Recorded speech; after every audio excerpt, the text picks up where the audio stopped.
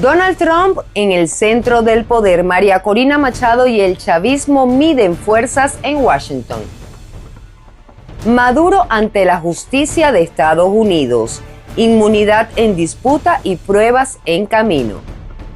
Excarcelaciones de presos políticos bajo sospecha. Jorge Rodríguez las usa como moneda y choca con foro penal. Les contamos. Poder, justicia y verdad en disputa. Esto es Impacto Venezuela. Bienvenidos a nuestra emisión matutina de noticias de este miércoles 14 de enero de 2026. Soy Mildred Manrique. Comenzamos. Estados Unidos se perfila como la posible puerta de una mediación entre el chavismo y la oposición democrática.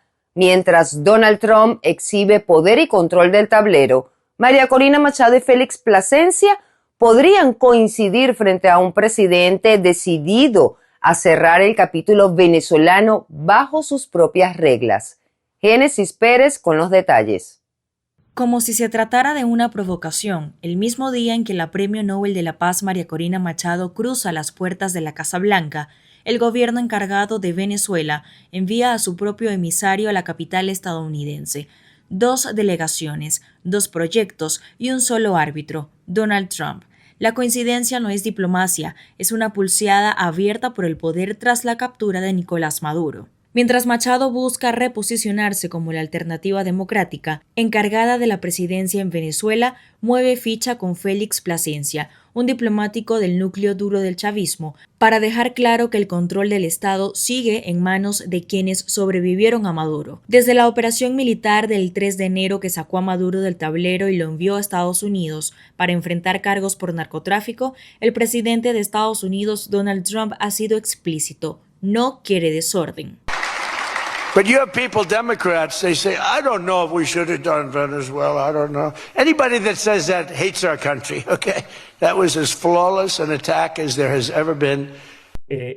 Donald Trump se mueve muy rápido. Hay que hacer un recuento rápido de esto y es, junto con Marco Rubio, sabíamos que Trump no iba a dar marcha atrás. Eso lo teníamos claro. Y para Trump no era un ejercicio exitoso intervenir Venezuela, así sea solamente para extraer, como lo hizo a Nicolás Maduro. Y lo que vemos hoy, a los resultados de en este momento, que todavía no tenemos todos los resultados a la mano, es que fue una operación de extracción, fue milimétrica, mostró el poderío y atacó. El principal articulador político de esta estrategia ha sido el secretario de Estado Marco Rubio, quien defendió la acción como una intervención quirúrgica y limitada, orientada a forzar un cambio de rumbo en el país sudamericano. Trump reforzó esa narrativa desde Detroit, donde se declaró admirador de Venezuela. En contraste, en Caracas persisten el silencio y la opacidad. El chavismo no ha ofrecido cifras claras sobre las víctimas del ataque. Cuando no hablamos de la cantidad de fallecidos o asesinados, es porque las explosiones fueron tan fuertes que bueno, hay personas que no sabemos dónde están.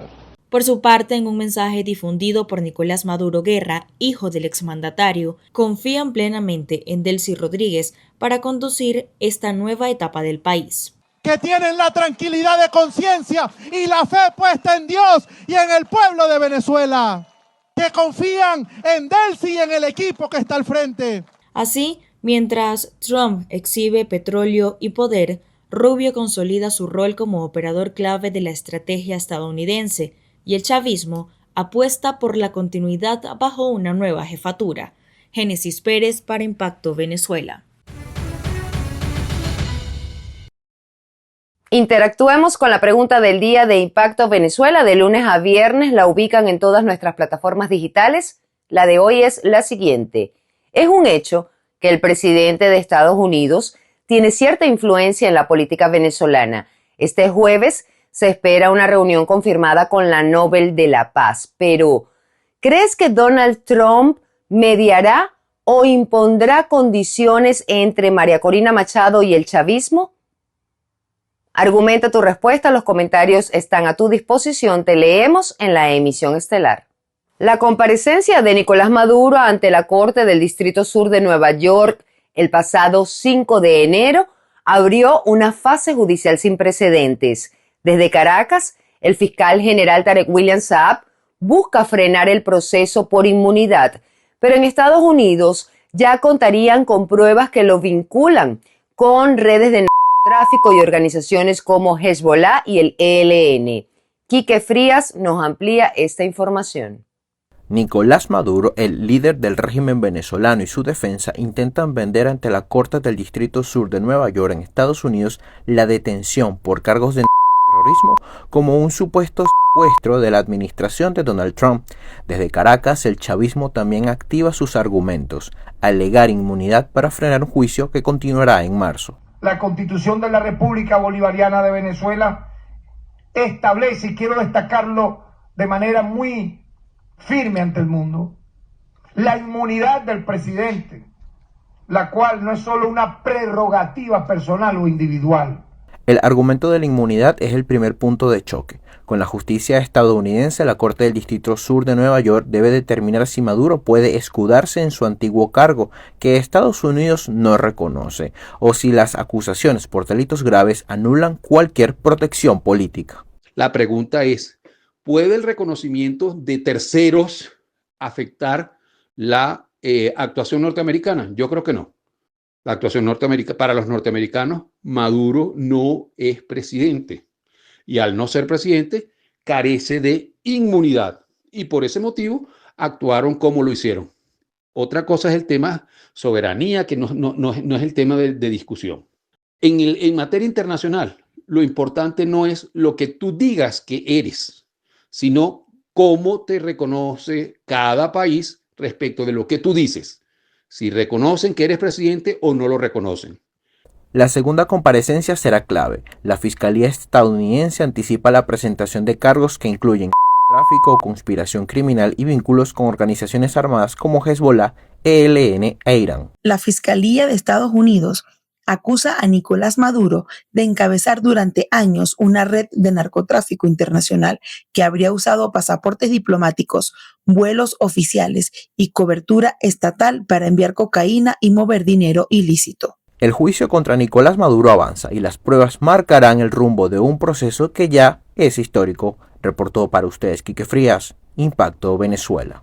El presidente del Parlamento venezolano, Jorge Rodríguez, afirma que al menos 400 presos políticos han sido excarcelados desde el año 2024. El anuncio, hecho en medio de una presión interna y externa, vino acompañado de un ataque hacia organizaciones defensoras de derechos humanos como Foro Penal y la promesa vacía de un listado oficial, generando respuesta inmediata y fuertes cuestionamientos sobre las cifras. El informe con Juliana Palmar. En un contexto marcado por negociaciones políticas y presión de Estados Unidos, la Asamblea Nacional de Venezuela, de mayoría chavista, admitió la existencia de presos políticos en el país, tras poner sobre la mesa cifras infladas de excarcelaciones desde el 2024.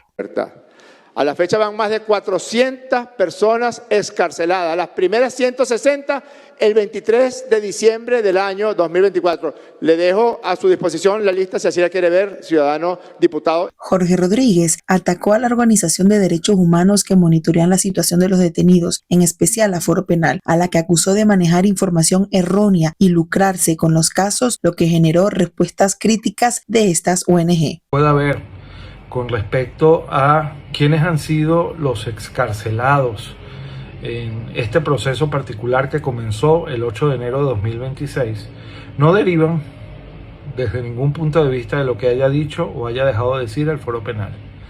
Estas dudas derivan de que el poder público no ha cumplido con su obligación de indicar con claridad y con transparencia quiénes son los excarcelados y, más allá, lo que es más importante, cuáles son los criterios, los parámetros que se están utilizando para definir quién sale y quién no sale.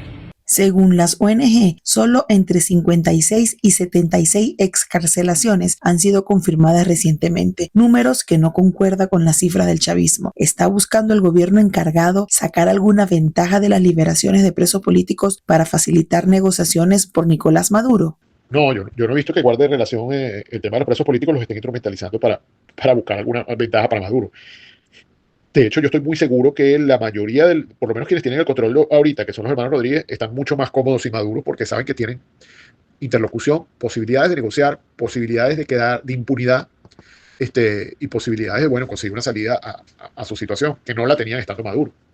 Entonces, bueno, yo creo que de alguna manera están haciendo lo que se le ordena, a pesar de que tienen unas tensiones internas muy difíciles que vamos a saber no sabemos hasta dónde pueden tolerarlas, aguantarlas, sin que se genere algún quiebre, ¿no? En medio de la disputa por cifras y criterios, han salido de prisión varios detenidos extranjeros, 4 estadounidenses y 2 italianos, cuya liberación tuvo impacto diplomático notable. Italia intensificó sus gestiones y elevó su representación diplomática en Caracas, buscando ampliar el diálogo y presionar por la liberación de otros ciudadanos con doble nacionalidad aún detenidos. Hay una brecha muy grande entre lo que realmente dices y entre lo que dices y lo que realmente puedes hacer. Tanto que a esta hora hay varios presos que no son presos políticos que fueron liberados en ese. Y eso se prestó hasta para corrupción. Se prestó para decir, hemos liberado. Seguro que a Jorge le pasaron cualquier cosa y le dijeron, aquí tenemos 200 presos políticos. Y 100 pueden hacer cualquier otra cosa allí. Porque es un tipo que no tiene idea del sistema, porque eso lo dominaba Cilia Flores de una manera muy férrea. Por otro lado, Provea advierte que continúan las dilaciones indebidas y los abusos autoritarios que impiden la liberación efectiva de 804 presos políticos, mientras nuevas detenciones siguen registrándose en el país, como la de líderes sindicales acusados de terrorismo en el estado Trujillo. El secretario general de la OEA, Albert Randín, llamó a acelerar las excarcelaciones en el país. Para Impacto Venezuela, Juliana Palmar. El ministro de Interior, Justicia y Paz, Diosdado Cabello, se ha consolidado como uno de los principales voceros de ese chavismo que intenta sostenerse en el poder. Entre acusaciones contra el presidente colombiano Gustavo Petro, contra el imperialismo y balances de incautaciones, Cabello construye un discurso marcado por desafío, negación y una seguridad perfecta que contrasta con la realidad del país. El reporte con Caterín García. El ministro de Interior, Justicia y Paz, Diosdado Cabello, presentó su balance de seguridad 2025. Destacó la incautación de más de 7 toneladas de drogas en los primeros días de 2026 y la neutralización de más de 400 aeronaves vinculadas al narcotráfico, aunque aseguró que estas no aterrizan en el territorio nacional, y además reiteró las 70 toneladas incautadas en 2025. El año pasado, en este trabajo extraordinario, logramos una incautación récord, la mayor incautación luego de del año siguiente romper con la DEA aquí en Venezuela. Casi 70 toneladas de droga en distintos operativos. Fuimos mucho más eficientes. Hicimos menos operativos, más incautación. Esto tiene que ver con trabajo de inteligencia y trabajo en equipo. Cabello negó una vez más la existencia del Cártel de los Soles, calificándolo como una amenaza utilizada por Estados Unidos para justificar agresiones contra Venezuela, así como arremetió contra el presidente colombiano Gustavo Petro y aseguró que Venezuela es territorio libre de estupefacientes y es golpeada por los coletazos del narcotráfico de la nación vecina. Con respecto a la fábrica, yo creo que el dueño de la fábrica explicó. El presidente de Colombia, como siempre, sale a veces a dar declaraciones sin tener elementos de pruebas, salió a decir unas barbaridades que afectaban directamente. Bueno, imagínate tú, pues. Como dijo alguien aquí, tarde piaste, pajarito. En pleno ataque contra nuestro país, se dan esas declaraciones y luego te vas a retratar porque sabes que te dieron una información errada. Eso da vergüenza, da más vergüenza aún. Da más vergüenza. Pero bueno, cada quien con sus cargas, nosotros con las nuestras. El número 2 del chavismo también rechazó las advertencias de Norteamérica sobre colectivos armados en alcabalas y aseguró que el país vive un momento de absoluta tranquilidad, pese a que trascendió que el Comando Nacional Antidrogas de la Guardia Nacional Bolivariana pasó a convertirse en una cárcel con detenidos relevantes para el régimen y que los propios colectivos en redes sociales aseguran estar desplegados en el territorio nacional. Me veo obligado a pronunciarme en favor de todos los colectivos de la República. Lo que estamos haciendo es llamar a la calma, al trabajo, a la vida cotidiana. Eso sí, no nos vamos a olvidar nunca que los norteamericanos nos atacaron y estamos en alerta. La dirección política militar de la revolución llamó a la calle, nosotros estamos en la calle. ¿Qué estamos haciendo? Organizando a nuestro pueblo. calmándolo. Pero, ¿qué busca reflejar Diosdado Cabello con su balance de seguridad? Él tiene un control efectivo sobre los aparatos de coerción del Estado. Esto lo convierte en un factor decisivo para la estabilidad o desestabilización del sistema. En el escenario posterior a Maduro, Cabello no encabeza formalmente el Poder Ejecutivo, pero actúa como una especie de garante del orden chavista. Desde el punto de vista estratégico, Cabello representa el ala dura del chavismo, defiende la narrativa de la resistencia, la legitimidad del proyecto bolivariano y mantiene un discurso de confrontación frente a los Estados Unidos. Al mismo tiempo, está mostrando un pragmatismo que, en mi opinión, es táctica cuando está en juego la supervivencia del sistema y la supervivencia de su persona. Por eso es que él lleva el control del tema de seguridad y territorio. En el plano internacional, está siendo visto como un actor de alto riesgo. Es evidente para Estados Unidos que el papel de Diosdado Cabello es ambiguo. En el terreno político reiteró el respaldo del chavismo a Delcy Rodríguez y llamó a la unidad interna. En paralelo, buscando recuperar canales de comunicación masiva para sostener la narrativa oficial, desafió el veto digital impuesto por Nicolás Maduro en 2024 y reactivó su cuenta en la red social X, al igual que la encargada de la presidencia y otros actores del chavismo.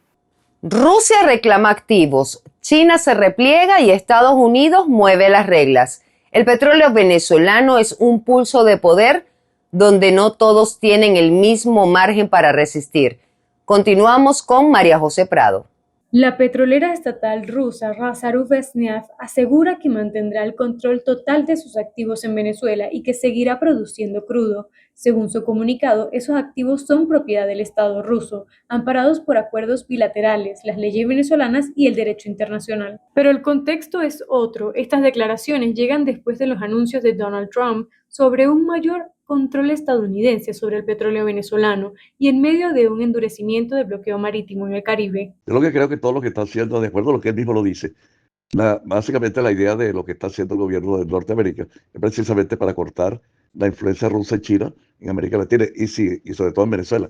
Y si ellos lograsen mantener algún tipo de negociación, sería bajo las normas y supervisión de Estados Unidos. Nada más, o sea, ese es básicamente el objetivo, cortar la influencia rusa, China y otros países en América Latina y sobre todo en Venezuela. En paralelo, China, el mayor comprador de crudo venezolano, enfrenta señales de alerta. Superpetroleros chinos dieron media vuelta en el Atlántico y regresaron a Asia, mientras PDVSA no envía cargamentos directos a Pekín desde hace semanas. Aunque Trump aseguró que China no quedaría sin petróleo venezolano, el embargo sigue vigente y los mecanismos de suministro siguen sin aclararse. Supongo que con la administración Trump, que está tomando el control de las deudas de la producción de petróleo y el destino de ese crudo, que está definido que no puede ir al Asia, sino a los Estados Unidos, al Golfo de México, todos esos contratos deberán revisarse. Yo me imagino que los Estados Unidos va a entrar en la revisión del contrato del fondo chino y ver la justificación de esos préstamos, de una auditoría de lo que consistió el préstamo de dinero. Y mientras las potencias miden fuerzas, desde Caracas el mensaje es otro. La encargada de la presidencia, Delcy Rodríguez, asegura a dónde será destinado el dinero del petróleo.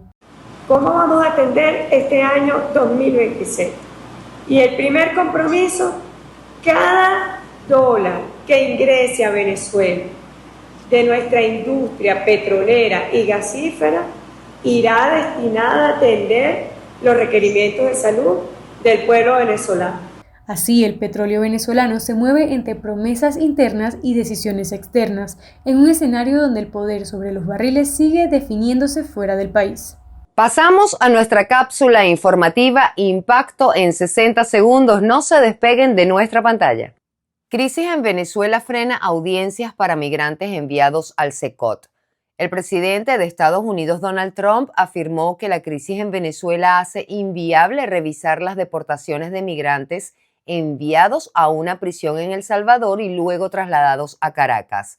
Aunque un juez ordenó permitirles impugnar su expulsión, el Departamento de Justicia alegó obstáculos insuperables y advirtió que cumplir la orden afectaría negociaciones con el gobierno encargado. España y Venezuela recuperan la conexión aérea directa. Iberia, Aereuropa y Plus Ultra retomarán sus vuelos sin escalas entre Madrid y Caracas el próximo 1 de febrero, tras 2 meses de suspensión por motivos de seguridad. La normalización del mapa internacional avanza. Copa Airlines ya reactivó la ruta Maracaibo-Panamá y este 13 de enero reinician los vuelos hacia Caracas. Estelar opera hacia Panamá y Madrid con escala a Barbados, mientras Venezolana de Aviación y Rutaca retomaron operaciones el 5 de enero. En el ámbito doméstico, aerolíneas como Láser, Avior, Conviasa y Turpial ya restablecieron itinerarios. Muchísimas gracias a todos por su sintonía. Suscríbanse al canal de YouTube y visiten nuestra página web y redes sociales para información en tiempo real. Seguimos del lado de la libertad y de todos los presos políticos. Que tengan un buen día. Nos vemos mañana.